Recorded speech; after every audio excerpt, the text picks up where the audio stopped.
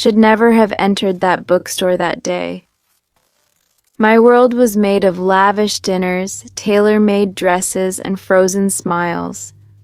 A universe where everything was calculated, where my parents controlled every aspect of my life. But that day, I ran away. And that's when I saw him. He was leaning against a dusty bookshelf, a book in hand, completely absorbed. His brown hair fell over his forehead, and his worn-out jeans contrasted with the elegance of the place. Our eyes met, a suspended moment. Then he smiled at me, and I knew. I returned his smile and fled, but I kept coming back again and again. We started talking, first between the shelves, then on a park bench nearby. "You're different from the others." "What do you mean?" "Your world isn't mine, but you don't seem to care." He was right. Elliot lived in a neighborhood my parents would never set foot in. He worked at a cafe to pay for his studies, while my future was paved with gold. But with him, everything felt real.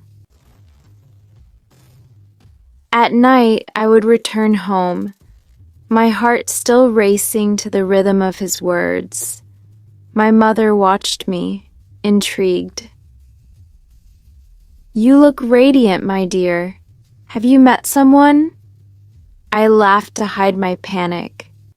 Of course not. I learned to lie effortlessly. At every dinner, every gala, I forced myself to smile at the suitors my parents introduced me to, while my heart already belonged to a boy they would despise. We met in secret, in the city's hidden corners, a back alley after his cafe closed, a deserted garden under the moonlight. He took my hand, and the rest of the world disappeared. The first time he kissed me, I felt the ground vanish beneath my feet. It was burning, desperate, a love born in defiance. My brother was the first to see through my act. "You've been coming home late these days." I was with Aeneas.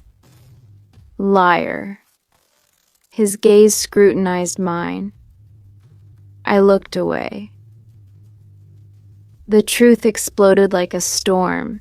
A friend of my father had seen us together. He called him immediately.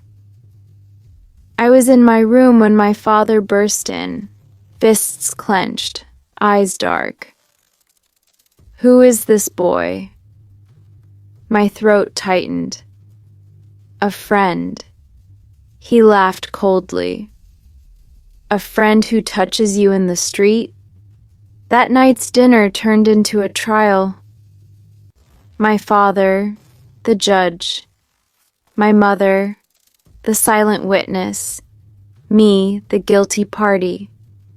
"He's manipulating you. He wants your money." "He loves me." That's a lie.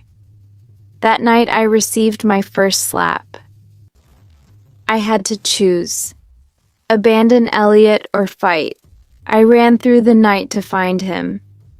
"We have to stop." He cupped my face in his hands. "No." His lips claimed mine, and I knew I was lost. My parents had never lost a battle. When they realized that threats and restrictions wouldn't be enough, they chose another weapon: money. They summoned Elliot to our house. He entered my father's office, his posture straight, his gaze cold. He knew what to expect. My father placed a leather suitcase on the table. He opened it. Stacks of bills perfectly arranged, a sum that could change the life of a boy like him. "Take this money and leave my daughter. She'll forget you soon." Elliot didn't even blink. He ran his fingers over the bills, slowly. Then, without warning, he knocked the suitcase over with a sharp motion. The money scattered across the floor like dead leaves. He locked eyes with my father. "I'm not for sale." My father stared at him emotionless. Then he smiled, that cold, calculating smile that always meant trouble. "You just made a mistake." Elliot walked out without a word, and I had a terrible feeling. "We have to leave." I whispered those words against his chest that night, in a cheap motel room where we had taken refuge after the bribery attempt. Elliot stroked my hair. "Where would we go?" "Far away." "Are you ready to leave everything behind?" I looked at him. "They'll never let us be. If we stay here, they'll find a way to destroy us." Elliot sighed and took my hands. "Then let's go." We had a plan. At dawn, we would leave the city, but we underestimated my parents. Someone had betrayed us. I didn't know who, but my father knew everything. They found us at the train station. I turned to Elliot, panic rising in my chest. Then I heard my father's cold voice behind me. "Get in the car, now." I shook my head. "No." He glanced at his men. "Take her." They locked me in. No phone, no contact with the outside world. My father walked into my room and sat in front of me, crossing his legs with fake patience. "You want to ruin your life for a poor boy?" I didn't answer. He sighed and placed a hand on my shoulder. "You don't have to worry about him anymore." A chill ran down my spine. "What did you do to him?" He smiled. "He's out of your life." I locked myself in the bathroom. I stared at my reflection, pale face, eyes swollen from crying. Then I picked up a knife, just one cut, just one. But before I could press the blade against my skin, the door burst open. It was one of the housemaids. She screamed, and everything went blurry. He had left me letters. A hotel employee had recognized us and given him my address. Every day I received a letter, words scribbled in haste. "I love you. Don't let them win. I'll find a way to get you out of there. Hold on." Each letter was a breath of air. One night I tried to escape. I waited until the house was silent. I walked barefoot to the garden door, but someone was waiting for me. My brother. "Where do you think you're going?" I tried to run. He grabbed me hard. Then he looked at me with a mix of anger and pity. "You can't save him."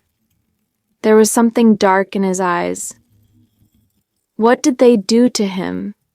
He didn't answer, and then I understood. The next morning, Elliot was nowhere to be found. My father came to see me, a whiskey glass in hand. "He won't be coming back." My world collapsed. "What did you do to him?" He smiled. "You'll understand soon." In the following days, I stopped crying. I became silent, observant. I listened to their conversations. I learned my father's weaknesses. I knew how to bring him down. I entered his world. I charmed him, made him believe I was his obedient daughter again. Meanwhile, I planned his fall. I leaked crucial information to his enemies, a simple whisper, and his empire began to shake. I struck at the right spot. His allies started doubting him. The media uncovered scandals. His downfall was inevitable. He realized it too late. It was you. He almost hit me, but this time I didn't back down. He lost everything. I watched him crumble emotionless. You took Elliot from me. I took everything from you. That night I left the house, free, but with a heart turned to ashes. I visited Elliot one last time. He was beneath the earth. I knelt down. They killed you, but they didn't defeat us. A train, a destination unknown. I was shattered, but I was reborn. We're two hearts in the dark, chasing whispers through the night. Secrets buried in the stars, hidden in the pale moonlight.